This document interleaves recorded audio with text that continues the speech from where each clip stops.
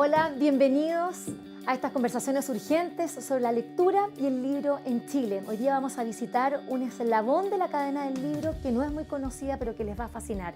Yo estoy en mi salsa. Esta es una librería y hasta hace pocos años atrás era un lugar impensado para quienes vivimos, por ejemplo, en los 80, cuando apenas veíamos algunos monitos en la televisión.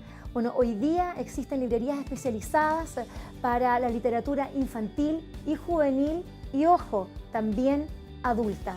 4 de cada 10 libros que se están produciendo hoy día en Chile dan cuenta de lo que es la literatura infantil y juvenil, pero también todo lo que significa el libro ilustrado. La literatura infantil es muchísimo más que Disney. En esta librería hay rincones, una dedicada a los libros que hablan sobre el duelo, sobre la muerte, sobre la poesía, sobre la llegada de un hermano, o temas más difíciles como por ejemplo explicarle a los niños cómo es la dictadura. Este es el rincón de los adultos y acá nos vamos a encontrar con libros ilustrados que hablan por ejemplo de historia, que hablan también de libros de erotismo.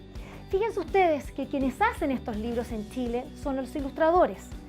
Y se hizo una encuesta recientemente que da cuenta de que los ilustradores en Chile, fíjense que más o menos el promedio de edad es de 35 años máximo. La relación hombre-mujer es prácticamente igual, incluso las mujeres lo superamos un poquito. Son personas que trabajan el 90% a pedido y sus ingresos mensuales no superan los 100.000 pesos. ¿Qué está pasando hoy día con la ilustración? Todo este auge y un eslabón que no está tan profesionalizado. Vamos a conversar con dos ilustradores, Paloma Valdivia y Francisco Javier Olea, y a través de ellos podamos entender qué significa ser un ilustrador hoy en nuestro país.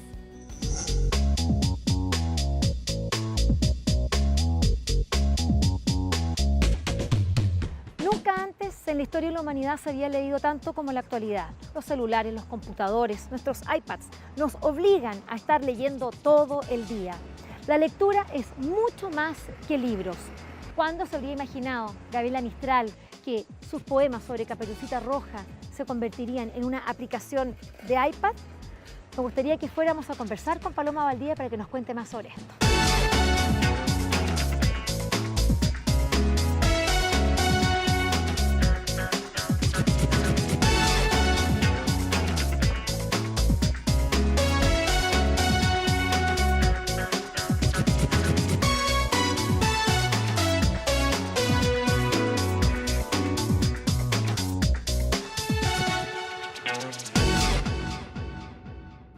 Paloma, tú amas hacer libros.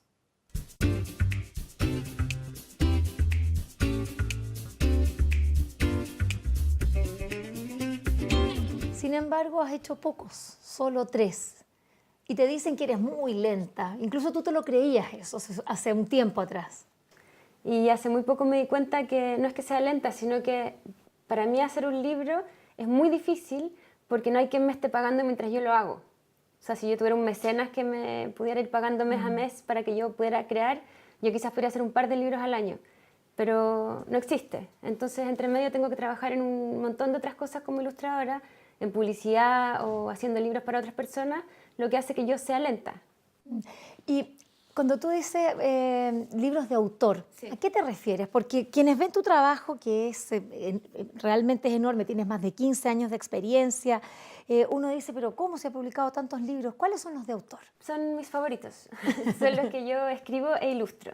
Y también con el tiempo me he dado cuenta que son bastante autobiográficos y que cada libro que he escrito e ilustrado completamente tienen que ver en gran parte con un momento de mi vida, con ese momento de la vida que está sucediendo. Como por ejemplo el Sin Palabras, Sin diario palabras, de un embarazo, que es muy bonito, además muy personal, muy íntimo. Yo pienso también en otro libro, a propósito de lo que fue tu formación.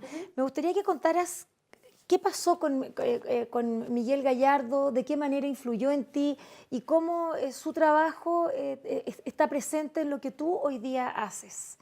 Yo llegué a Barcelona, me fui a estudiar a Barcelona en el 2005 y llegando a Barcelona conocí a Miguel Gallardo porque era uno de los profesores del postítulo que yo estaba estudiando. Y él me ofreció ser su asistenta. me sentí como un aprendiz de Leonardo da Vinci. O sea, para mí fue como lo mejor que me pudiera haber pasado. Y durante 2 años yo fui 2 veces a la semana a su taller y trabajaba con él y aprendí más que cómo ilustrar, cómo trabajar siendo independiente.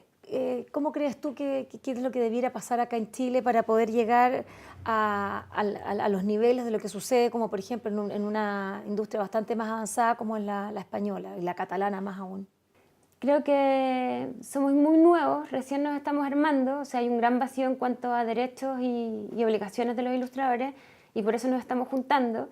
Ilustradores profesionales también diría que hay bastante poco porque la carrera como formal de ilustración es nueva, o sea, creo que hay en el Arcos y en otros institutos y entonces hay grandes vacíos que creo que con este grupo que se está formando, que está dirigido por Marcelo Pérez y Grafiscopio, se va a establecer un mejor plan para todos en el fondo, como una mejor manera De poder, claro, de poder de trabajar. poder trabajar y desarrollarnos.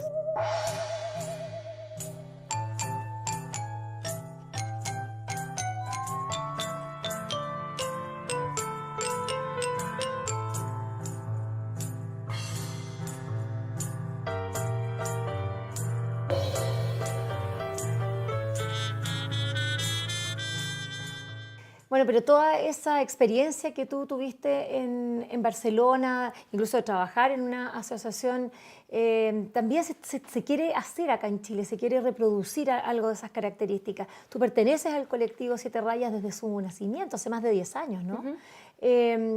¿Cómo ves tú el hecho de que se agrupen y puedan ser una asociación? ¿Qué beneficios les traería?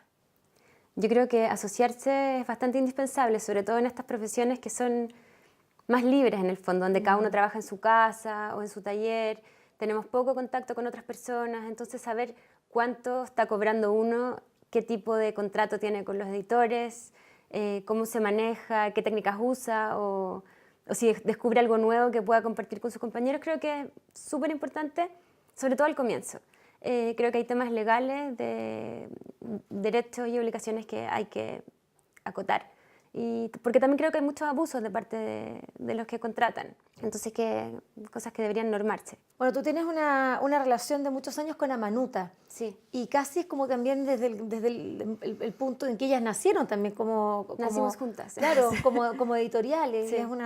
Incluso tu primer trabajo, del Kiwala, Conoce el Mar, que fue tu trabajo también de tu proyecto de título. Fue mi proyecto de título, sí. De diseño, y que después ahí fue cuando conociste, gracias a Valentina Cruz y sus seminarios, ¿no? Sí. Ahí te diste cuenta que había una cosa que era ilustración y que tú dijiste, esto es lo mío. ¿Cómo es la relación con Amanuta? ¿Cómo lo han ido forjando? ¿Y de qué manera hoy día tú te estás vinculando también con otras editoriales? Porque tú naciste así, naciste a la ilustración. Nacimos juntas en el fondo porque ellos necesitaban el primer ilustrador, yo necesitaba mi primer editor y hicimos este libro que para mí fue una carta de presentación muy buena. Cuando tú tienes una cantidad de libros tan amplia, tus libros de autor, que son 3, pero también has dibujado para otros, has hecho otro trabajo, pero ¿qué es lo que sucede con la originalidad? ¿Cómo tratar de separarse, sobre todo en tiempos en que hoy día hay una cantidad de ilustradores que están haciendo tantas cosas y tan buenas?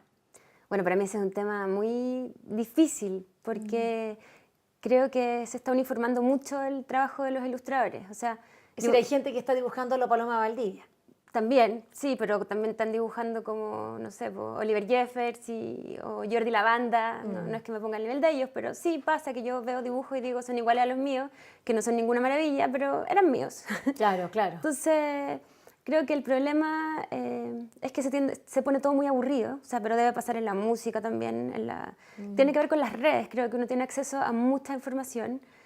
Creo que el problema es para el que copia, no para el que está siendo copiado, porque creo que para que a uno le vaya bien, uno tiene que tener una voz personal. Y esa voz no es necesario que sea un gran ilustrador ni un gran dibujante del natural, pero tiene que contar cosas suyas. O sea, no sé, me acuerdo de Jordi Lavanda, lo vi una vez en una entrevista en Barcelona y le preguntaban qué pasa cuando miles de personas te copian. Y él decía, lo que me pasa a mí cuando 1000 personas me copian es que mi trabajo cada vez vale más caro. Porque claro, o sea, el original va costando más caro también. Sí, pero también se van informando, ¿no? Se va poniendo fome, se pone fome el sí, mercado. Cierta estética. Entonces, como para quienes nos estén viendo y tengan o quieran dedicarse a la ilustración o tengan hijos e hijas con aptitudes, con talento, Sí. esto no es solamente dibujar bien.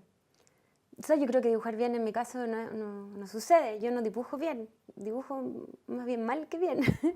No sé, pues mis referentes son los dibujos de los niños, el art brut o la pintura naif, que son artes bastante libres de personas que no han estudiado nunca y que dibujan por una necesidad intrínseca de representar algo, como que yo me siento más identificada con eso que con los grandes pintores o dibujantes del mundo. Yo creo que para ilustrar hay que tener buenas ideas, ser un buen conceptualizador y tener una voz propia y personal, algo interesante que contar, y para tener algo interesante que contar hay que ser culto. Hay que estar metido también. Estar metidos, mirando, observar, leer, sí. Saber lo que está pasando también en la tener una sensibilidad vinculada, no sé, a lo que pasa en el día a día. Bueno, los libros de los ilustradores no se piratean tanto, ¿o sí? Yo creo que los que tienen venta así masiva, sí. Yo creo que, no sé, a ver quién vende. Mala Imagen a lo mejor tiene, no sé. Kino. Kino, claro, sí. No lo sé, no sé. Pero tú no has visto nunca un Paloma Valdivia. No, los míos no. No todavía. No. Gracias, Paloma, me encantó Gracias conversar a ti. contigo.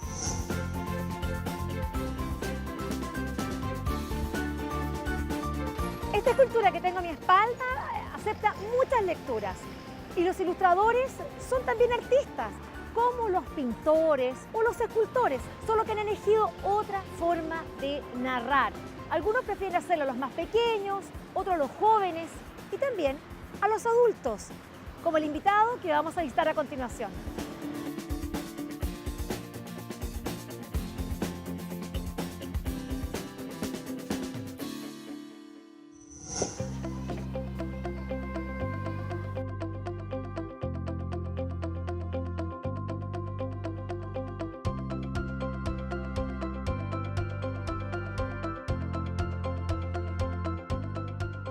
El humor gráfico es quizás uno de los aspectos que más conocemos de la ilustración. Condorito, Mampato, esos están ahí en nuestro imaginario.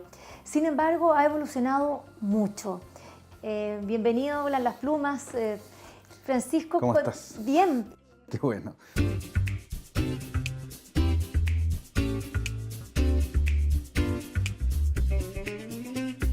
Francisco, tú me dices qué bueno y tú eres Sí. al tiro te sale la risa. Tú dices que eres un hombre feliz. Y Sí. es una de las cosas que me llama la atención en ti.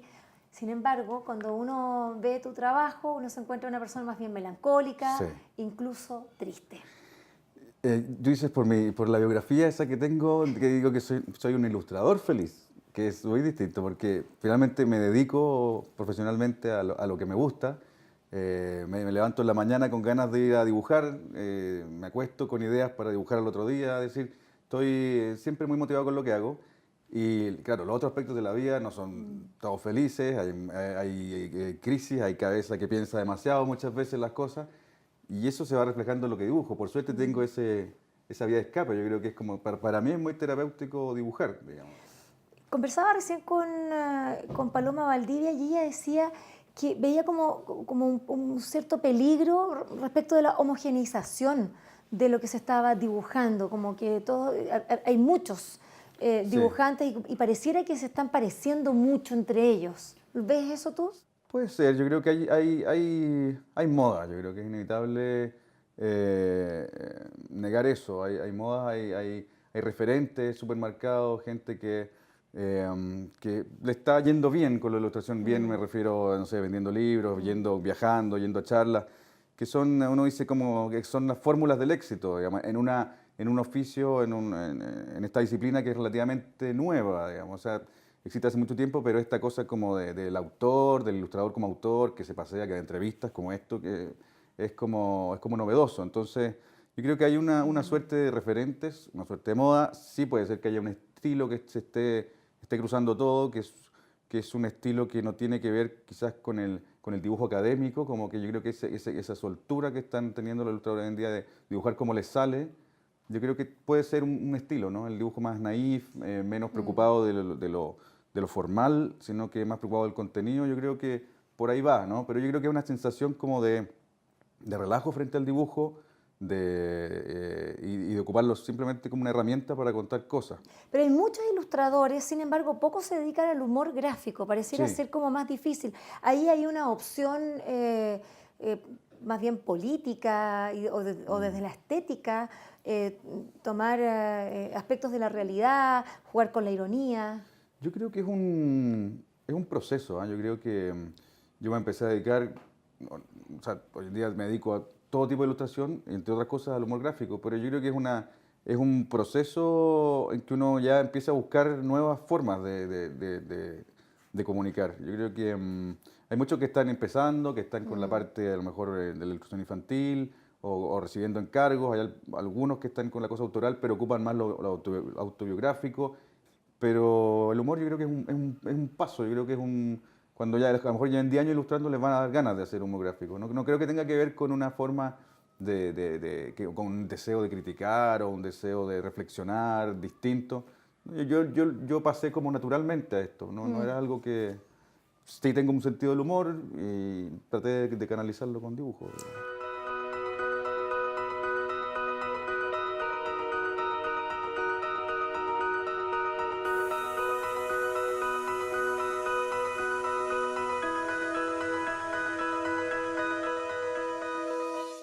Bueno, eso tenemos en pasado, presente, ausente. Este libro nació como a partir de un blog, ¿no? Que tú empezaste Sí. como decidiste, y parece que fue como con el paso de los 40, y hay una cosa con la edad, Sí, sí. con el paso del tiempo. Sí, hay varias cosas ahí. Partió esto, bueno, mi amigo Alberto Montt partió con su blog de Dosis Dosis Diarias Diarias, hace sí. un tiempo más que yo atrás. Y también partió un poco probando, un poco haciendo lo que venía haciendo Liniers, como que cada uno ha ido como agarrando lo que está haciendo el del lado. En mi caso fue que Alberto me motivó un poco a lanzarme porque según él tenía el sentido del humor necesario y el dibujo como para hacerlo, digamos. A mí me da un poco también de pudor como hacer lo mismo, como, digamos, como casi como seguir el caminito, Copión. así como el copión del curso. Pero nada, me lancé, partí con mucho más abstracto y también muy tímidamente, haciendo cosas muy, muy espontáneas, dibujando sin mucho sentido muchas veces, no tratando de ser gracioso, creo que eso es lo más difícil de hacer humor gráfico para mí. Yo no pretendo, digamos, hacer reír como elemento principal, sino que provocar una reflexión y que si a veces es creativa o divertida está bien, pero muchas veces no lo es. Y nada, fui acumulando material, trataba de hacer uno al día. Y bueno, este es el segundo libro que sale un poco, que es como un hijo de ese blog. El primero fue Mal de Amores, que eran puras viñetas sobre el amor, y este ya que es de todo un poco. Y en ese sentido es muy rico tener ese espacio. Yo siempre le digo a los ilustradores que están empezando que antes de empezar a esperar que les lleguen encargos o llevar portafolio o empezar a buscar pega afuera, lo importante es tener una hora por lo menos al día en que uno haga algo para uno mismo. Ahí es donde uno realmente encuentra la ilustración. Pero también tú haces dibujos para otros o ilustras para Sí, otros. En este sí. caso, por ejemplo, este libro de la Andrea Maturana, creo Sí. que están preparando otro juntos, Así esto es La es. vida sin Santi. ¿Cómo se da esa...?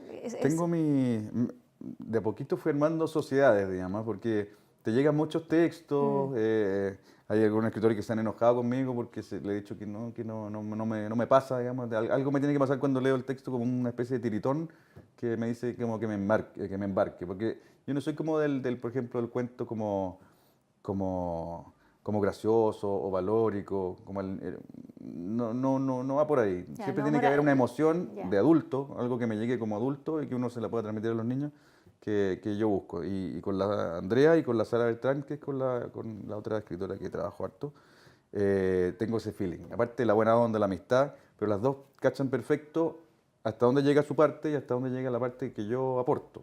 Ahora, cuando tú tienes la posibilidad de dibujar y de poder trabajar con otros también, ¿te pasa que después de hacer estos libros, o tú lo has descrito como un largo embarazo, así, Sí. y después como una suerte de depresión postparto? Sí. ¿Qué pasa con los libros como vienen? ¿Por qué te produce una desilusión o no es tan feliz Es algo, es como un vicio, digamos, que yo lo veo muy difícil de poder dejar, digamos. Es como un vicio, un placer culpable, diría, de los libros. Porque económicamente, digamos, por un lado, que es como el lado más frívolo, pero efectivamente económicamente yo creo que no se condice con la cantidad de trabajo que es.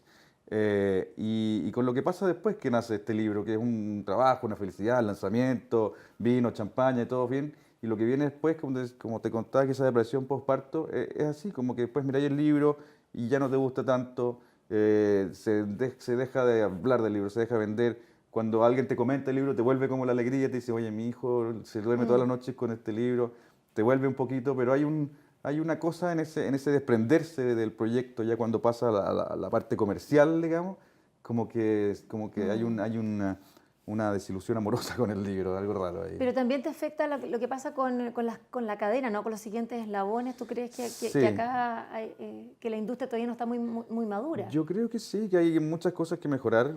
No sé, no conozco industrias de otros países cómo funcionan. Hay cosas que mejorar, hay que enseñar, digamos, yo creo, mucho a mantener, yo creo, la tradición del libro. No creo que desaparezca el libro, pero sí es nuestro deber, digamos, tenerles buenos libros a los niños, sobre todo en la etapa en que son chicos. Y bueno, y la industria, creo también que hay mucho que hacer ahí en cuanto a la relación que hay entre las editoriales y los libreros, pero ahí ya es un tema bien complejo y yo no sé como autor qué puedo hacer ahí, pero sí trabajar en equipo con la editorial, los autores, las librerías, los fondos de cultura, creo que han hecho harta pega para gente que no tenía cómo publicar, está haciendo cosas interesantes como este programa. Así que bien, yo creo que la cosa está va mejorando, yo creo que no va para abajo, yo creo que va para arriba, lento, pero va para arriba, así que eso está bueno. Bueno, yo quiero agradecerte el que hayas estado en estas conversaciones urgentes y muchas te gracias. quiero recomendar un libro. Ah, bueno.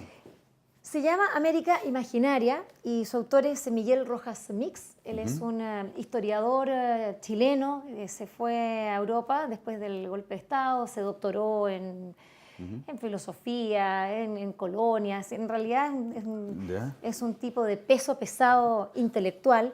Y lo que hizo acá es un ensayo, pero escrito como que nos estuviera verdaderamente haciendo una relación histórica de lo que estaba en el imaginario de los europeos antes, el momento de la conquista o llamado descubrimiento, y después de eso. Wow. Y lo que hace no solo es contar, sino que además hace un trabajo de investigación muy interesante, donde va poniendo toda la iconografía y todos estos monstruos, todos estos seres que los europeos creían ver en América, y a pesar de que no existían, pero ellos sí decían que esos estaban acá, como por ejemplo esta arpía, y que circuló en estampas en el año 1829. Es decir, no estamos hablando hace tanto tiempo atrás, pero en realidad es un libro histórico, es una preciosura, así que te lo recomiendo. Ojalá para Debe ser muy caro ese libro.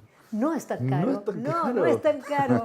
Justamente por un fondo de libro a propósito de lo que tú decías, y en realidad no cuesta ni siquiera más de 30.000 pesos. Un esfuerzo muy bonito de editorial Pehuen y Erdosín. Buena recomendación, me gustó. Muchas gracias por haberme acompañado. Gracias a ti. La edición es un oficio, es una profesión, pero sobre todo es una vocación. Que la cultura no puede estar subsumida a las lógicas comerciales. A mí me parece que la figura del editor es extremadamente relevante en el sentido de ser como un mediador entre el autor y el público.